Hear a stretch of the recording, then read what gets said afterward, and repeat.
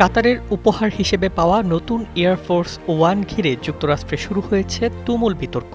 বিলাসবহুল বোয়িং 747-8 উড়োজাহাজটি দ্রুত president Donald ট্রাম্পের সরকারি সফরের জন্য প্রস্তুত করা হলেও এতে প্রচলিত প্রেসিডেন্সিয়াল বিমানের গুরুত্বপূর্ণ ক্ষেপণাস্ত্র প্রতিরক্ষা ব্যবস্থা নেই বলেই দাবি করেছেন একাধিক বর্তমান ও সাবেক মার্কিন কর্মকর্তা।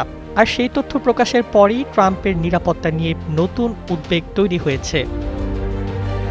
সম্প্রতি তুরস্ক সফরে এই নতুন বিমানে গিয়েছিলেন ট্রাম্প, কিন্তু সফরের শেষ মুহূর্তে সিক্রেট সার্ভিসের পরামর্শে তিনি হঠাৎ করেই নতুন বিমানটি রেখে পুরনো এয়ারফোর্স ওয়ানে করে যুক্তরাষ্ট্রে ফেরেন। নিউ ইয়র্ক টাইমসের তথ্য অনুযায়ী ইরানের কাছাকাছি অবস্থান এবং সম্ভাব্য নিরাপত্তা ঝুঁকির কারণেই এই সিদ্ধান্ত নেওয়া হয়। নগদ নিয়ে এলো হার না মানা হার অফার। সর্বনিম্ন 10,000 টাকা রেমিটেন্স নগদে পাঠালে থাকছে স্বর্ণের হার জেতার সুযোগ।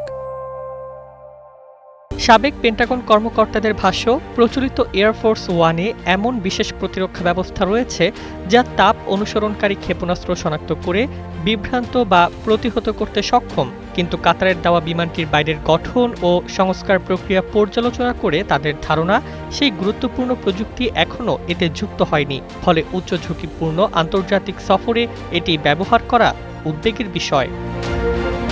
এদিকে হোয়াইট হাউস অবশ্য নিরাপত্তা নিয়ে সব আশঙ্কা নাকচ করেছে।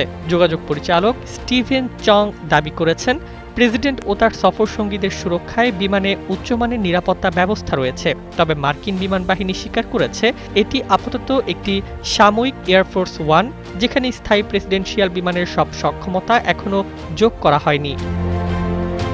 ডেমোক্রেট সিনেটরদের একদল ইতোমধ্যে বিমানটির নিরাপত্তা ও সংস্কার কাজ নিয়ে তদন্তের দাবি তুলেছেন। তাদের অভিযোগ, জাতীয় নিরাপত্তার চেয়ে ট্রাম্পের ব্যক্তিগত পছন্দ ও দ্রুত নতুন বিমান ব্যবহারের আগ্রহই বেশি গুরুত্ব পেয়েছে।